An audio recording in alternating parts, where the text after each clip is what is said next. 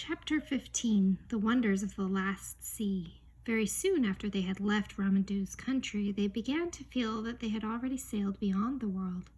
All was different. For one thing, they all found they were needing less sleep. One did not want to go to bed, nor to eat much, nor even to talk except in low voices. Another thing was the light. There was too much of it. The sun, when it came up each morning, looked twice, if not 3 times its usual size.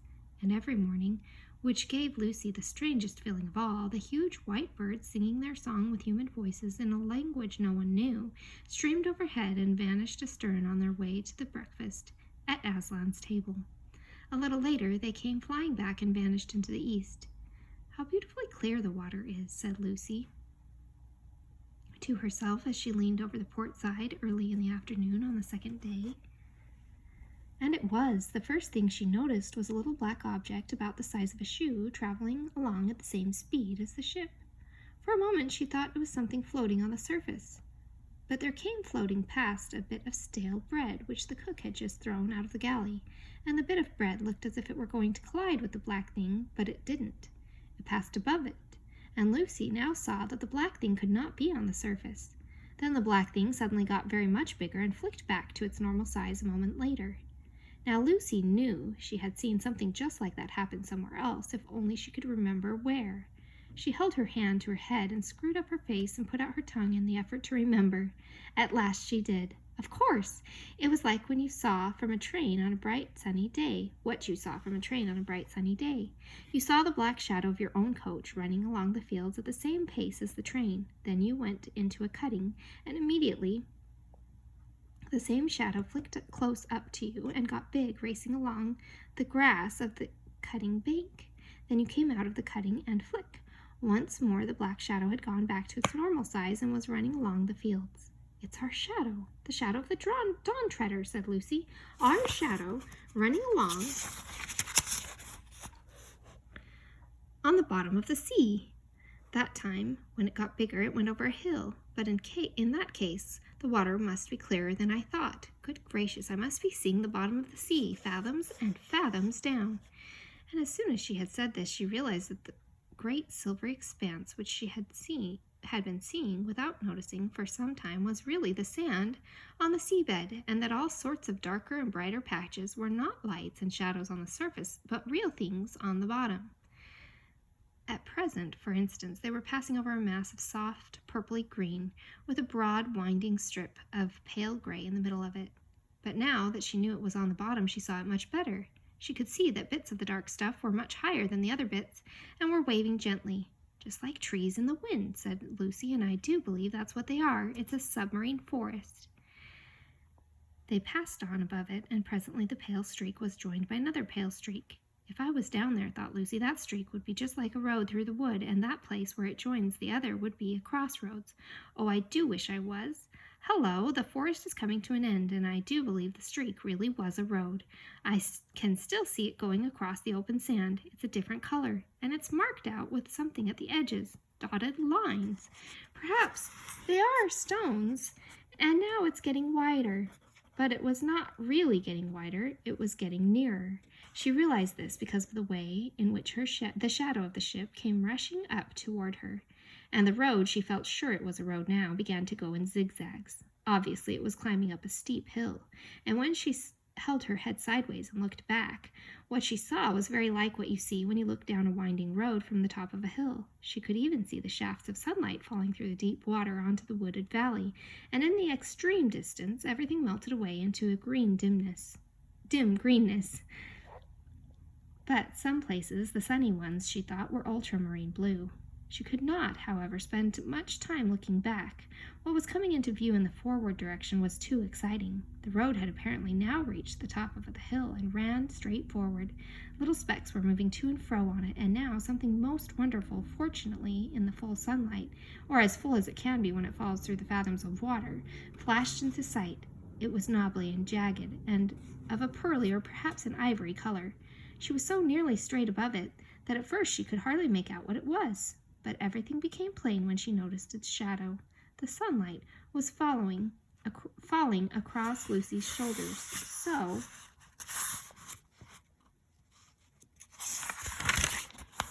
The shadow of the thing lay stretched out on the sand behind it, and by its shape she saw clearly that it was a shadow of towers and pinnacles, minarets and domes. "Why, it's a city or a huge castle," said Lucy to herself, "but I wonder why they've built it on top of a high mountain." Long afterward, when she was back in England and talked all these adventures over with Edmund, they thought of a reason, and I am pretty sure it is the true one. In the sea, the deeper you go, the darker and colder it gets, and it is down there in the dark and cold that dangerous things live, the squid and the sea serpent and the kraken. The valleys are the wild, unfriendly places. The sea people feel about their valleys as we do about the mountains, and feel about their mountains as we do about the valleys. It is on the heights, or should we say in the shallows, that there is warmth and peace. The reckless hunters and brave knights of the sea go down into the depths on quests and adventures, but return home to the heights for rest and peace, courtesy and counsel, the sports and dances and songs. They had passed the city, and the seabed was still rising. It was only a few 100 feet below the ship now. The road had disappeared. They were sailing above an open, park-like country, dotted with little green groves of brightly colored vegetation. And then Lucy nearly squealed aloud with excitement. She had seen people. There were between 50 and 20 of them, all mounted on seahorses, not the tiny little seahorses which you may have seen in museums, but horses rather bigger than themselves. They must be noble and lordly people, Lucy thought, for she could catch the gleam of gold on some of their foreheads, and streamers of emerald or orange-colored stuff fluttered from their shoulders in the current.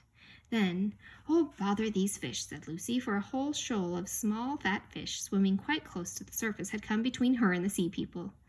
But though this spoiled her view, it led to the most interesting thing of all. Suddenly a fierce little fish, of a kind she had never seen before, came darting up from below, snapped, grabbed, and sank rapidly with one of the fat fish in its mouth.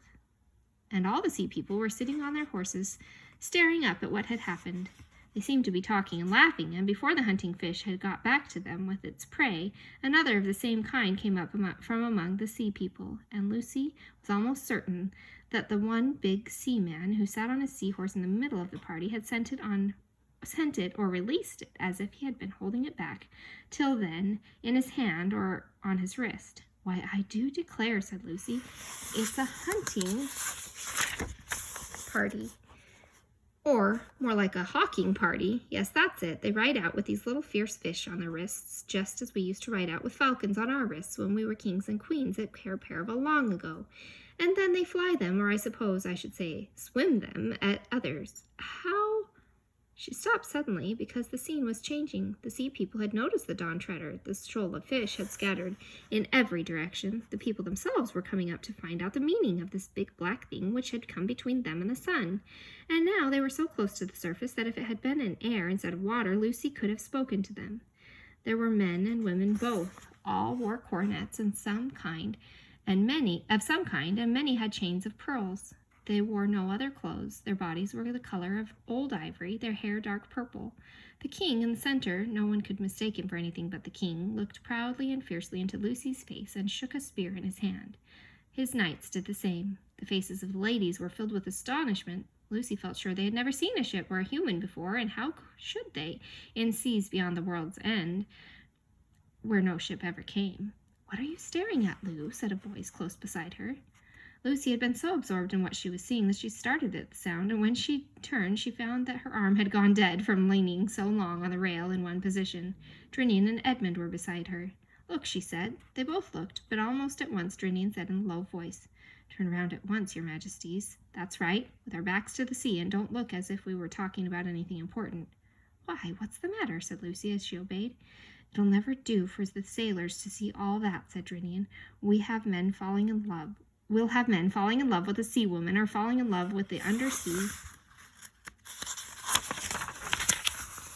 country itself, and jumping overboard. I've heard of that kind of thing happening before in strange seas. It's always unlucky to see these people." "But we used to know them," said Lucy. "In the old days at Cair Paravel, when my brother Peter was High King, they came to the surface and sang at our coronation." "I think that must have been a different kind, Lou," said Edmund. "They could live in the air as well as underwater. I rather think these can't." By the look of them, they'd have surfaced and started attacking us long ago if they could. They seem very fierce. At any rate, began Drinian, but at that moment 2 sounds were heard. One was a plop, the other was a voice from the fighting top shouting, "Man overboard!" Then everyone was busy. Some of the sailors hurried aloft to take in the sail. Others hurried below to get the oars, and Rance, who was on duty on the poop, began to put the helm hard over so as to come around and back to the man who had gone overboard. But by now everyone knew that it wasn't strictly a man, it was Reepicheep. "Drat that mouse," said Drinian. "It's more trouble than all the rest of the ship's company put together. If there's any scrape to be gotten into, it will get. It ought to be put in irons, keel-hauled, marooned, have its whiskers cut off. Can anyone see the little blighter?" All this didn't mean that Drinian really disliked Reepicheep. On the contrary, he liked him very much and was therefore frightened about him, and being frightened put him in a bad temper, just as your mother is much angrier with you for running out into the road in front of a car than a stranger would be.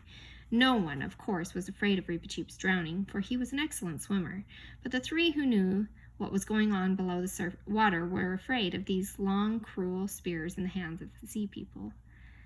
In a few minutes, the Dawn Treader had come round, and everyone could see the black blob in the water, which was Reepicheep. He was chattering with the greatest excitement, but as his mouth kept on getting filled with water, nobody could understand what he was saying.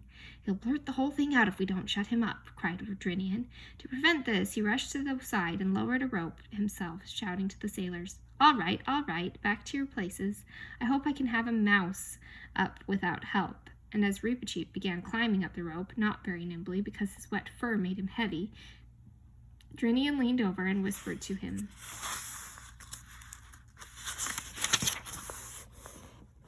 "Don't tell, not a word." But when the dripping mouse had reached the deck, it turned out not to be at all interested in the sea people. "Sweet," he cheeped, "sweet, sweet." What are you talking about?" asked Drinian crossly, "and you needn't shake yourself all over me either." "I tell you the water's sweet," said the mouse. "Sweet, fresh, it isn't salt." For a moment, no one quite took in the importance of this, but then Reepicheep once more repeated the old prophecy. "Where the waves grow sweet, doubt not, Reepicheep, there is the utter east." Then at last everyone understood. "Let me have a bucket, Rhinelf," said Drinian. It was handed him, and he lowered it, and up it came again. The water shone in it like glass. "Perhaps your Majesty would like to taste it first," said Drinian to Caspian. The king took the bucket in both hands, raised it to his lips, sipped, then drank deeply and raised his head. His face was changed. Not only his eyes, but everything about him seemed to be brighter. "Yes," he said, "it is sweet. That's real water. I'm not sure if it isn't going to kill me. But it is the death I would have chosen if I'd known about it till now." "What do you mean?" asked Edmund. It's like light more than anything else," said Caspian. "That is what it is," said Reepicheep. "Drinkable light. We must be very near the end of the world now." There was a moment's silence, and then Lucy knelt down on the deck and drank from the bucket. "It's the loveliest thing I've ever tasted," she said with a kind of gasp. "But oh, it's strong. We shan't need to eat anything now." And one by one, everybody on board drank, and for a long time they were all silent. They felt almost too well and too strong to bear it, and presently they began to notice another result. As I have said before, there had been too much light ever since they left the island of Ramandu. The sun, too large, though not too hot, the sea too bright, the air too shining. Now the light grew no less, if anything, it increased. But they could bear it. They could look straight up at the sun without blinking. They could see more light than they had ever seen before. And the deck and the sail and their own faces and bodies became brighter and brighter, and every rope shone. And next morning, when the sun rose, now 5 or 6 times its old size, they stared hard into it and could see the very feathers of the birds that came flying from it. Hardly a word was spoken on board all that day till about dinner time. No one wanted any dinner, and the water was enough for them. Drinian said, "I can't understand this. There is not a breath of wind. The sail hangs dead. The sea is as flat as a pond, and yet we drive on as fast as if there were a gale behind us."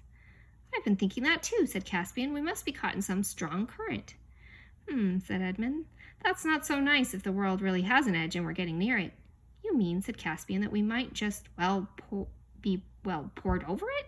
Yes, yes, cried Reepicheep, clapping his paws together. That's how I always imagined it. The world cut like a great round table, and the waters of all the oceans endlessly pouring over the edge. The ship will tip up, stand on her head for one moment, and we shall rush over the edge, and then down, down, down the rush, the speed. And what do you think will be waiting for us at the bottom, eh? Said Drinian. Aslan's country, perhaps, said the mouse, his eyes shining. Or perhaps there isn't any bottom. Perhaps it goes down forever and ever. But whatever it is, won't it be worth anything just to have looked for a moment beyond the edge of the world? But look here, said Eustace. This is all rot. The world's round, I mean, round like a ball, not like a table. Our world is, said Edmund. But is this?